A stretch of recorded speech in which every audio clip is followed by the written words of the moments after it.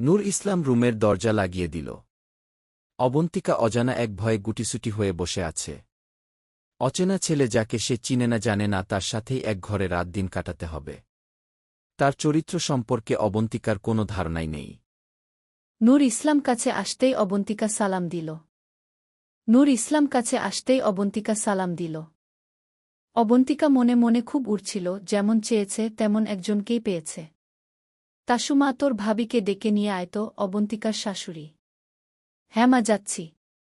তাসু রুমের দরজায় টোকা দিতেই অবন্তিকা বেরিয়ে আসল। তাসু মুচকি হেসে বলল, ভাবিমা তো ডাকছে। অবন্তিকা মাথা নেড়ে আসছি বলে তাসু চলে গেল। অবন্তিকা রেডি হয়ে নিচে নেমে এল। অবন্তিকার শাশুড়ি রোকেয়ার বেগম হাসি হাসি মুখে বলল, এসো বুমা, বসো। একা একা কাজ করে বোর হয়ে যাচ্ছিলাম। অবন্তিকা, আমি আপনাকে হেল্প করি? রোকেয়া বেগম, একদম না, তুমি নতুন বউ, এখনই এসব রান্নার কালিতে হাত লাগাতে হবে না। তুমি শুধু আমার সাথে বসে গল্প করো। অবন্তিকা, চিখ মা, এটা কি করে হয়? আমি বসে থাকব আর আপনি রান্না করবেন? না মা, এটা হতে পারে না। আপনি বসুন, আমি রান্না করছি। রোকেয়া বেগম, মায় যখন বলেছিস তাহলে মায়ের কথা রাখ আর এখানে বসে থাক।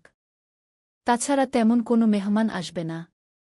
অবন্তিকা, ওই আমার অত আয়োজন করে বাড়ির বুকে দেখানোর ইচ্ছে নেই, তাই নিকট আত্মীয় কয়েকজনকে বলেছি।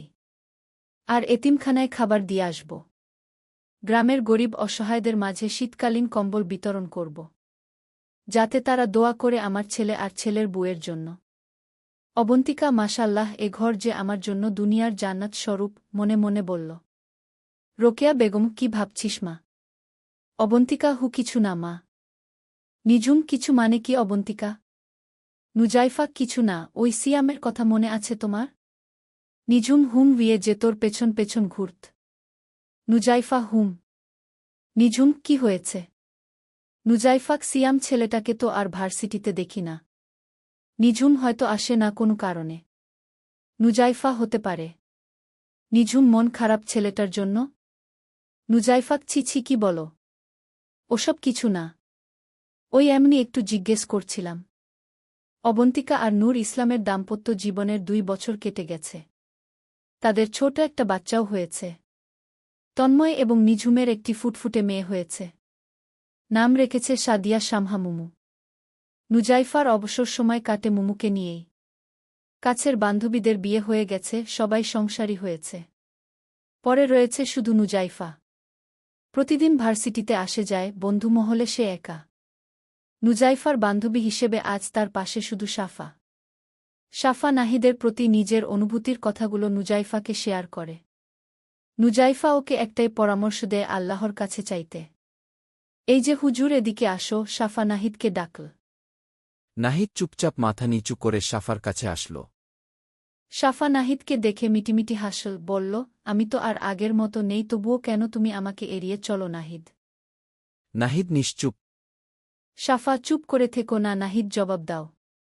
কেন এমন অহংকার নিয়ে চলো বলতে পারো? সাফা, চুপ করে থেকো না। নাহিদ, জবাব দাও। কেন এমন অহংকার নিয়ে চলো বলতে পারো? নাহিদ, সাফা, আপনি কি বলতে চান তা আমি জানি। আমি আমার নফসকে খুব ভয় করি। নিজেকে কন্ট্রোল রাখতে চাই। আপনার সাথে কথা বললে শয়তান আমাকে কুমন্ত্রণা দিবে, তখন আমি জাহান্নামের দিকে ধাবিত হব। তাছাড়া আমার হৃদয়ে তিল তিল করে যে নিখাত পবিত্র ভালোবাসা আমি জমিয়ে রেখেছি তা পাওয়ার অধিকার একমাত্র আমার স্ত্রীর। সাফা, তাহলে আমাকে বিয়ে করবে? আমি তোমার স্ত্রী হয়ে তোমার সেই খাঁটি ভালোবাসার একমাত্র হকদার হতে চাই। নাহিদ, সরি বলতে পারলাম না। আল্লাহ হাফেজ।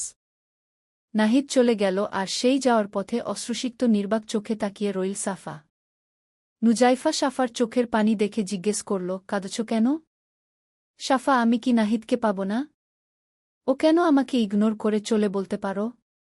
নুজাইফা, কেঁদো না, ভালো ছেলেরা এমনি হয় আর ফালতু ছেলেরা মেয়েদের পেছন পেছন ঘুরে। তুমি তোমার মনের সকল কথা আল্লাহর কাছে শেয়ার করো। আল্লাহকে বলো যেন তোমার জন্য কল্যাণকর কাউকে নির্ধারিত করে রাখে। যদি নাহিদ তোমার জন্য কল্যাণকর হয় তবে যেন তুমিই তাকে কাছে পাও। শাফাক, কোনো আমল আছে কি নাহিদকে পাওয়ার জন্য? নুজাইফাক, কোরআনের আয়াত আছে। শোন, দিমদার স্বামী হতে এবং তাড়াতাড়ি বিয়ে হতে পরীক্ষিত আমল। ১. প্রতিদিন ২ রাকাত সালাতুল হাজত পড়বে। প্রতি রাকাতে সূরা ফাতিহার পরে আয়াতুল কুরসি এবং দ্বিতীয় রাকাতে সূরা ফাতিহার সাথে সূরা এখলাস তথা কুল হুয়াল্লাহু পড়বে। প্রতিদিন নির্দিষ্ট একই সময় হলে ভালো হয়। সালাম ফিরানোর পর পুনরায় সিজদায় গিয়ে সূরা ফুরকানের ৭-৪ নং আয়াত রাব্বানা হাবলানা মিন আজওয়া আইউনিউ ওয়াজালনা লিল মুত্তাকবিনা আমামা কোরআন দেখে মুখস্থ করতে হবে। না হলে উচ্চারণ ঠিক হবে না। ৪-০ বার পড়বে। এই আমল কমপক্ষে ৪-০ দিন পর্যন্ত করবে। আন্তরিকতার সাথে করলে ইনশাআল্লাহ এই আমল চলাকালীনই বিয়ে হয়ে যাবে। ২. প্রতিদিন সূরা মুমতাহিনা পাঠ করবে। ৩. সুন্দরভাবে ২ রাকাত নফল নামায় বিয়ের নিয়তে পড়ে ১০০০ বার ইয়া লাতিফুক পাঠ করবে। শাফা এতগুলা ভালোবাসা দিলাম। নুজাইফা মুচকি হেসে বলল, বিয়ের দাওয়াত দিও। নুজাইফা তোর হল? তাড়াতাড়ি হিজাবটা পরে নে, পাত্রপক্ষ এসে গেছে। নুজাইফা, হ্যাঁ মা, এই তো আসছি। ছেলে কি করে? হুজুর তো। রওশনারা বেগম, হ্যাঁ ছেলে হুজুর, সচ্চরিত্রবান। নুজাইফার মুখ দেখেই পাত্রপক্ষ তাকে পছন্দ করে ফেল। কিন্তু আশ্চর্য, পাত্রের স্থলে শুধুমাত্র পাত্রের মা আর বোন এসেছে। অতিশয় হুজুর পাত্র বলেই আসেনি। নুজাইফা মনে মনে হাসল। বিয়ের ডেট ফাইনাল করে ফেল। আর দুদিন পরেই নুজাইফার বিয়ে। আজ সিয়ামের জন্য মন কেমন কেমন করছে। ২ বছর আগে যে ছেলেটা গেল আর তাকে দেখতে পেল না নুজাইফা। নিজের মনকে কন্ট্রোল রেখে আল্লাহর ফয়সালাকেই হাসিমুখে মেনে নিল নুজাইফা। নিঃসন্দেহে আল্লাহর পরিকল্পনায় মঙ্গলজনক। হয়তো সিয়াম কল্যাণকর নয় নুজাইফার জন্য। তাই সিয়ামের ভাগ্যে নুজাইফা থাকতে পারল না।